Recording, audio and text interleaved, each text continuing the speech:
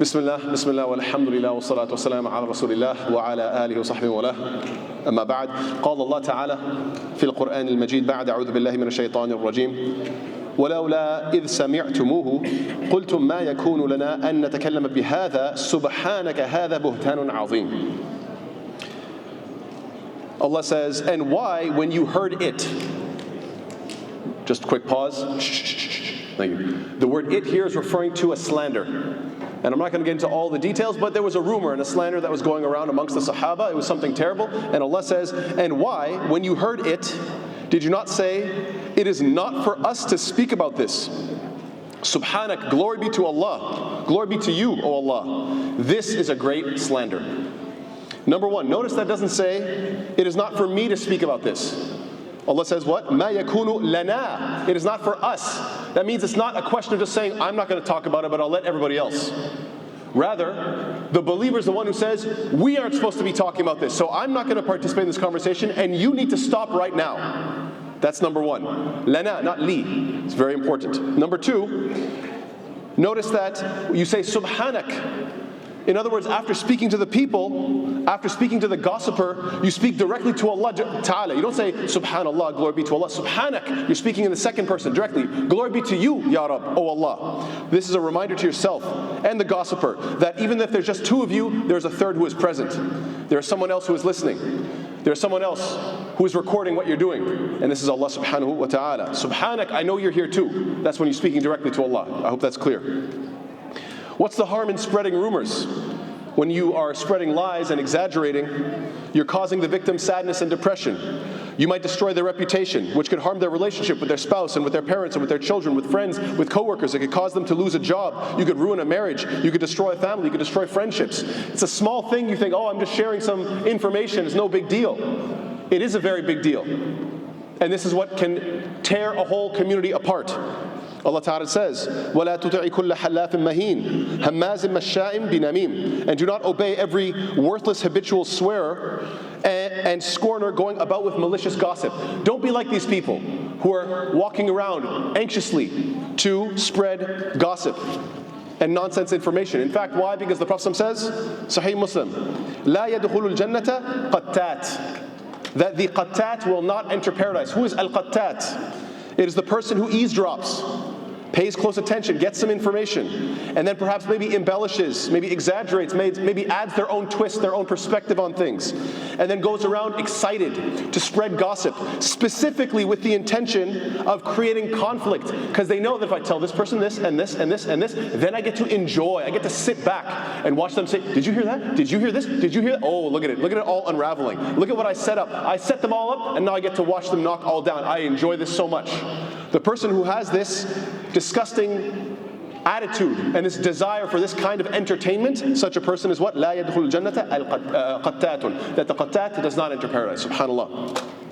Malik ibn Dinar rahimahullah says, كفى بالمرء خيانة أن يكون أمينا للخونة. It is enough for a person to be considered treacherous that he's loyal to a treacherous person. It's enough for you to be treacherous, not if you are actually spreading the information, but if you're just sitting there enjoying it, letting it be spread. You're not stopping it. You are being ameen. You're giving them safety. You're being harmless towards them. You're giving them a pass. I didn't say anything, but yeah, I heard them all talking. If you let them do that, then you are part of the problem. Al-Hasan al-Basri says what? Man namma ilayk, namma alayk. Whoever gossips to you is going to gossip about you. Whoever gossips to you is going to eventually gossip about you. I mentioned this, and I'd like to relate it back to us nowadays. We live in a time and a place where people are obsessed with podcasting and blogging and putting up their social media information. Everybody thinks that they're a superstar, and everybody wants to be, having their voice heard, whether they have something to say or not. I want you to imagine the life of an imam. I'm going to speak from my perspective, but not just myself, any person who gives lectures publicly. Imagine you spend your day at home spending a good amount of time researching. You're trying to Say to yourself, what's going to affect people? What can I find from the Quran and Sunnah? What can I say that's going to have an effect? Maybe inshallah one person, two people, maybe a group of people will be transformed. They'll be improved. They'll actually become better because of this. So you're reading, you're listening, you're writing, you're taking notes, you're thinking about it. So you spend hours like this. Now imagine that imam, he then gets up and he's ready to give the best he has to you people. But then let's say it happens that he slips and falls. Let's say he bumps his head. Let's say he sneezes and a bunch of mucus comes out. Looks really embarrassing. Let's say his stomach is hurting and he vomits. Do you think it's possible that there is a percentage of people that would be so eager to take out their phone and say, oh, I gotta get this, I gotta get this? Yes, or you're true or false? I know, alhamdulillah, there are a lot of people that are adults that would say, look, man, the guy's having a bad day, come on, let's help him out, mashallah, I think that most mature adults are not waiting for these moments. But unfortunately, we live in a sick society where the younger generation, they love it. So imagine how that feels. I want to give you my best, and you just want to capture me at my worst. It would feel so good for me to lift you up, and you just want to tear me down so badly. Do you know how that makes a person feel? Do you guys understand how painful that is? I mean, at what point do you just look at yourself in the mirror and say, that's really bad? There's examples of this. We have martial arts classes. I've seen it myself. When people are training, you don't want them to go 100%. That's when they hurt themselves. You tell them, take it easy. It's okay if you lose. You can tap. It's okay. If you get choked out, if you get submitted, it's okay. And then you always see little kids taking videos. Oh, I want to watch my friend getting beat up. Oh, I want to see him get slammed. I want to see him get hurt. They always record it. I go up to the kids. I tell them, stop recording people training. Don't record your friend. I don't want him to be recorded in a compromising moment. The whole world doesn't need to see it.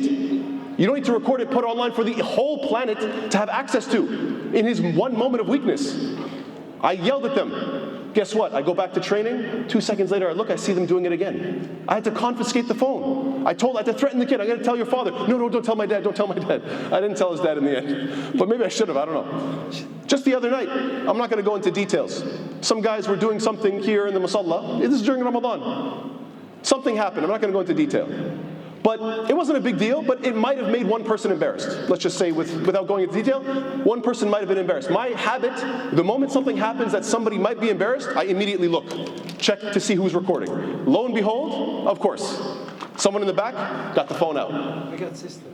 Shh, I'm not going into details. I'm not going into details. We don't need to know who, what, when. I actually don't know who it was, okay, stop. That's it, thank you. Jazakallah khair. We don't need to know the details of who, what, when, and how. I don't even know who it was, and I don't want to know. But someone, it was too far for me to see. I yell out, delete the footage, because it's not me, I'm worried about the brother. Maybe he's embarrassed. He wasn't, by the way. He was very mature about this. He's like, I don't even care. MashaAllah, good for him. But just me personally, he might be embarrassed. I screamed out, delete the footage. The person runs away. I'm like, subhanAllah, what is this? What is this behavior? And then later, guess what happens? I find out, yeah, guess what? That video got posted and this and that. I'm like, subhanAllah, man. Brothers, sisters, please talk to your kids. Please talk to your children. Teach them. It's not right to be the type of person that loves to catch people when they're at their weakest. It's not healthy. It's not healthy that people are trying to lift you up. And forget about me. What about your teachers at school? Every day your teacher would be proud to see you graduate and do well in school. Every day your teacher wants to make you smarter and better. But how many of the kids would say, oh, I can't wait to see them trip and fall and make a mistake and embarrass themselves? They're just trying to pull you up. You're just trying to tear them down. SubhanAllah, at what point do you say, this is wrong? So inshallah ta'ala, I hope, may Allah ta'ala make us of those who do not enjoy gossiping, backbiting, spreading rumors, or spreading terrible information, spreading videos at people at their worst when they're embarrassed. May Allah ta'ala protect us from these type of habits. Ameen ya Rabbil Alameen. Jazakallah khair. Wassalamu alaikum wa rahmatullahi wa barakatuh.